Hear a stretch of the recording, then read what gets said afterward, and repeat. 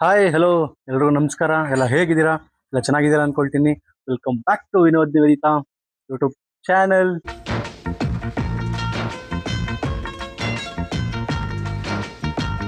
Guys, ಏನಂದ್ರೆ 15 ದಿನದಿಂದ ಒಂದು ದಿನ ಗ್ಯಾಪ್ ಇಲ್ದಂಗೆ ಫಂಕ್ಷನ್ಸ್ ಮದ್ವೆ ಎಂಗೇಜ್ಮೆಂಟ್ ಬರೀ ಇದೇ ಆಯ್ತು. ಸೊ ಐ ಥಿಂಕ್ ಈ ಒಂದು 6 months ಅಲ್ಲಿ ಈ ಫಂಕ್ಷನ್ ಲಾಸ್ಟ್ ಅನ್ಸುತ್ತೆ ನನಗೆ ಗೊತ್ತಿರೋ ಮಟ್ಟಕ್ಕೆ. ಸೊ ತಿಪ್ಟೂರು ಟ್ರಾವೆಲ್ ಮಾಡ್ತಾ ಇದೀರಿ ಇವತ್ತು. ನನ್ನ ಕಸಿನ್ ಒಬ್ಬಳ್ದು ತಂಗಿ ಮದ್ವೆ ಇದೆ, ಸೊ ಅಲ್ಲಿ ಹೋಗ್ತಾ ಇದೀವಿ. ಅದಕ್ಕೆ ಮೊದಲು ಇನ್ನೊಬ್ಬ ಕಸಿನ್ದು ಇಲ್ಲೇ ಹತ್ತಿರವಾಗಿ ಸೀಮಂತ ಶಾಸ್ತ್ರ ಇದೆ ಮನೆ ಮಟ್ಟಕ್ಕೆ. ಸೊ ಅಲ್ಲಿ ಮುಗಿಸ್ಕೊಂಡು ಒಂದೇ ಸಲ ನಾನು, ನಮ್ಮ ವೈಫು, ನಮ್ಮ ದೊಡ್ಡಣ್ಣ ಮತ್ತೆ ನಮ್ಮಮ್ಮ ತಿಪ್ಟೂರ್ಗೆ ಹೋಗೋ ಪ್ಲಾನ್ ಇದೆ. ನಮ್ಮ ಎರಡನೇ ಅಣ್ಣ ಆಲ್ರೆಡಿ ನೆನ್ನೆನೆ ಹೋಗಿದ್ದಾನೆ. ಸೊ ಹೋಗೋದು ಈವ್ನಿಂಗ್ ಆಗುತ್ತೆ. ಸೊ ಏನೇನಾಗುತ್ತೆ ರೋಡಲ್ಲಿ ಎಲ್ಲ ತೋರಿಸ್ತೀನಿ, ಕೀಪ್ ವಾಚಿಂಗ್. ಸೊ ಕೋಲಾರಿಂದ ಅವ್ರು ಮಾಡಿರೋ Kalyana Mantapa around 230 to 240 kilometres ಆಗುತ್ತೆ. ಸೊ ಫಂಕ್ಷನ್ಸ್ ಹೋಗೋದು ಬೇಜಾರಾಗೋದಿಲ್ಲ. ಈ ಒಂದೇ ಬೇಜಾರು, ಈ ಬಿಸಿಲಲ್ಲಿ ಅಷ್ಟು ದೂರ ಟ್ರಾವೆಲ್ ಮಾಡೋದೇ ದೊಡ್ಡ ಟಾಸ್ಕ್ ಆಗ್ಬಿಟ್ಟಿದೆ. ಅದರಲ್ಲಿ ಎಷ್ಟು AC ಇಟ್ಕೊಂಡ್ರು ಸಮೇತ ಆ ಬಿಸಿಲ್ಗೆ ಬಿಸಿ ಗಾಳಿನೇ ಬರುತ್ತೆ ಹೊರತು ಅಷ್ಟು ಕೂಲ್ ಆಗೋದೇ ಇಲ್ಲ. ಸೊ ಅದು ಸ್ವಲ್ಪ ಕಷ್ಟ ಆಗುತ್ತೆ. ಗೈಸ್, ಎಲ್ಲ ಲಗೇಜ್ ಪ್ಯಾಕ್ ಆಗಿದೆ. ಗೈಸ್, ಜಸ್ಟ್ ರೆಡಿ, ಅವ್ರ ಅಮ್ಮನೂ ready, ready, Vinod ready, so ನಾವು ರೆಡಿ. ಸೊ ಹೋಗೋಣ. ಹಾಯ್ ಹಾಯ್, ಇಲ್ಲಿ ಜಸ್ಟ್ ಇಲ್ಲಿ phone hi hi, say hi. Guys, Kolar ಬಂದು ಕ್ವಾರ್ಟರ್ಸ್ ಹತ್ರ ಕಾಯ್ತಾ ಇದ್ದೀವಿ. ನಮ್ಮ ಅಣ್ಣ ಬರಬೇಕು. So waiting. ನಾನು ಹೇಳಿದ ಮಾತೇ ಕೇಳಲ್ಲ, ಫುಲ್ ಗಲಾಟೆ. ಜಸ್ಟಾ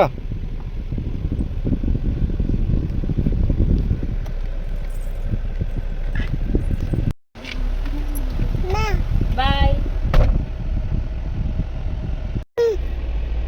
2 hours later. ಗೈಸ್, ಮನೆ ಹತ್ರ ಬಂದು ಅರ್ಧ ಗಂಟೆ ಕಾದ್ಮೇಲೆ ಇವಾಗ ಬರ್ತಾವನೆ.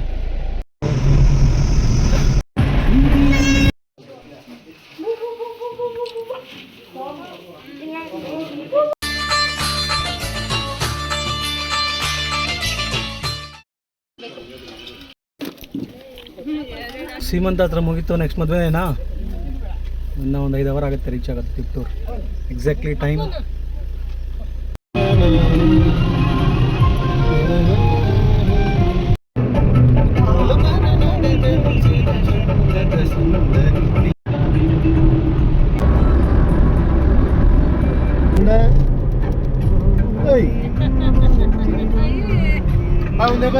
ಜಸ್ಟ್ ತಿಪ್ಟೂರು ರೀಚ್ ಆಗಿದ್ದೀವಿ. ಬಟ್ ಬೇಗ ಬಂದ್ಬಿಟ್ಟಿದ್ದೀನಿ. ಆ್ಯಕ್ಚುಲಿ 4 hours ಗಿಫ್ಟ್ ಕೊಡೋಣ ಅಂತ ಫೋಟೋ ಫ್ರೇಮ್ ಮಾಡಿಸ್ಕೊಂಡಿದ್ವಿ, ಬಟ್ ಇನ್ನೂ ಪ್ಯಾಕ್ ಮಾಡಿಸಿರಲಿಲ್ಲ ಕೋಲಾರಲ್ಲಿ. ಸೊ ಇಲ್ಲೇ ಮಾಡಿಸ್ಕೊಂಡು ಹೋಗೋಣ. ಇನ್ನೂ 4 ಗಂಟೆ. ಸೊ ಶಿಷ್ಯನಿಗೆ ಇನ್ನೂ ಇಡ್ಲಿ ಏನಾದರೂ ಕೊಡಿಸಿ ನಾವು ಕಾಫಿ ಕುಡಿಯೋಣ ಅಂತ ಬಂದ್ವಿ.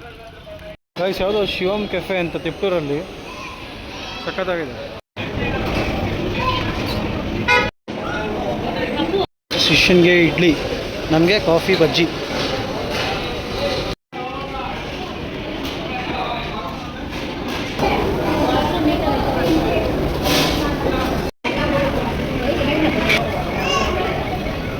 ಎಷ್ಟ ಸ್ಮೈಲ್.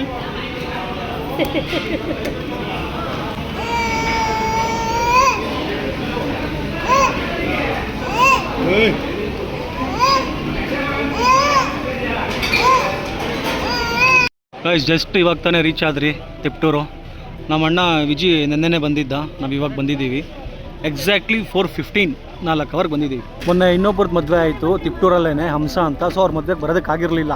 ಸೊ ತುಂಬ ದೂರ ಆಯಿತು. ಸೊ ಈ ಮದುವೆಗೆ ಬಂದಾಗ ಅವ್ರನ್ನೂ ಮಾತಾಡ್ಸ್ಕೊಂಬರೋಣ ಅಂತ ಅಂದ್ಕೊಂಡಿದ್ವಿ. ಸೊ ಇವಾಗ ಹೋಗಿ ಮಾತಾಡ್ಸ್ಕೊಂಡು ಬರೋಣ, ಅವ್ರನ್ನೂ ಮಾತಾಡಿಸ್ಕೊಂಡು. ಯಾಕಂದರೆ ಟೈಮ್ 4 ಗಂಟೆ ಅಲ್ವಾ, ಒಂದು ಅರ್ಧ ಗಂಟೆ ಅಲ್ಲೂ ಟೈಮ್ ಸ್ಪೆಂಡ್ ಮಾಡಿ ಅವ್ರ ಹತ್ರ ಮಾತಾಡಿಸ್ಕೊಂಡು ಅವ್ರ ಮನೆಗೆ ಹೋಗಿ ಏನಾದರೂ ಗಿಫ್ಟ್ ಕೊಟ್ಟು ಬರುವ.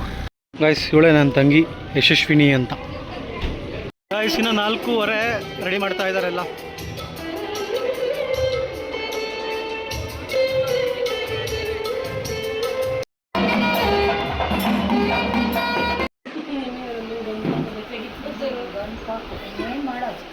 ಅಲ್ಲ, ನಮ್ಮ ಅಮ್ಮ ಗಣಪಾಪ ಬೇಕಾಗಿತ್ತು, ನಮ್ಮ ಅಮ್ಮ ಗರ್ತಿಕಿರ್ಲಿ. ಗೈಸ್, ಈಗ ತಾನೇ ಹಂಸ ಅಂತ ಗೊತ್ತಿರೋರೇನೆ ಅವ್ರ ಮನೆಗೆ ಬಂದು ರೆಡಿ ಆದ್ವಿ. ಸೊ ಅವ್ರ ಮದುವೆಗೂ ಬಂದಿರಲಿಲ್ಲ ಅಲ್ವಾ, ಸೊ ಬಂದು ಮಾತಾಡ್ಸ್ಕೊಂಡು ಹೋಗೋಣ ಅಂತ ಬಂದಿದ್ವಿ. ಸೊ ಅವರಮ್ಮ ಪೂರಿ ಒಗ್ಗರಣೆ ಹಾಕಿ ಬೋಂಡ ಬಜ್ಜಿ ಎಲ್ಲ ಮಾಡಿಕೊಟ್ಟಿದ್ರು, ಸಖತ್ತಾಗಿತ್ತು. ಸೊ ಅವ್ರು ಏನು ಅನ್ಕೊತಾರೋ ಏನು ಅಂತ ನಾನು ಅವ್ರನ್ನ ತೋರ್ಸೋದಕ್ಕಾಗಲಿಲ್ಲ. ಸೊ ರೆಡಿ ಆಗಿದ್ದೀವಿ. ಈಗ ಇಲ್ಲಿಂದ ಒಂದು 2-3 ಕಿಲೋಮೀಟ್ರ್ ಚೌಟ್ರಿ ಆಗುತ್ತೆ. ಸೊ ಅಲ್ಲಿ ಹೋಗೋಣ. ಗೈಸ್, ರೆಡಿಯಾಗಿ ಚೌಟ್ರಿ ಹತ್ರ ಬಂದ್ವಿ. ನಮ್ಮೂರವರು ಎಲ್ಲ TTL ಬಂದಿದ್ದಾರೆ.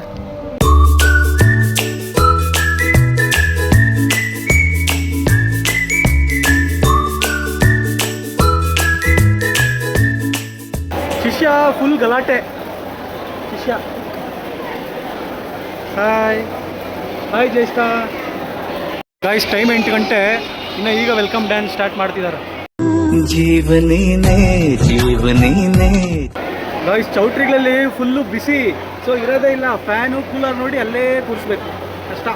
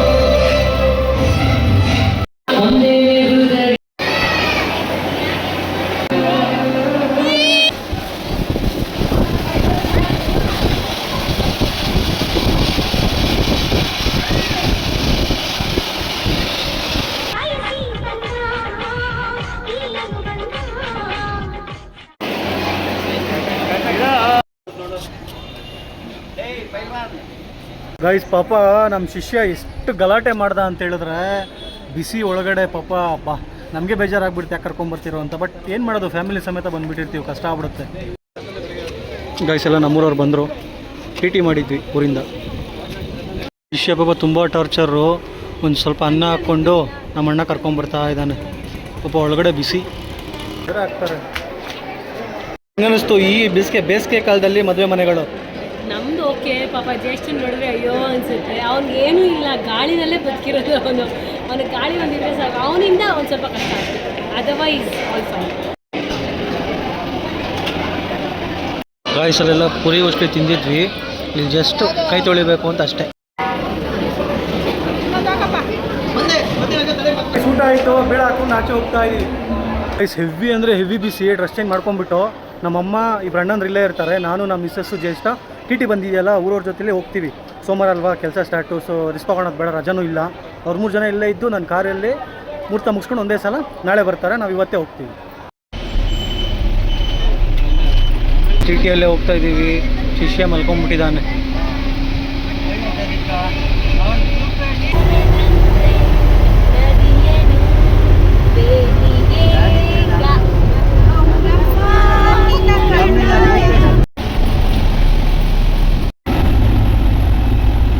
ಗೈಸ್ ರಾತ್ರಿ ಬರೋದು 2:30 ಆಗಿತ್ತು, ತುಂಬ ಲೇಟ್ ಆಗಿತ್ತು. Vlog end ಮಾಡೋಕ್ಕಾಗಿರಲಿಲ್ಲ.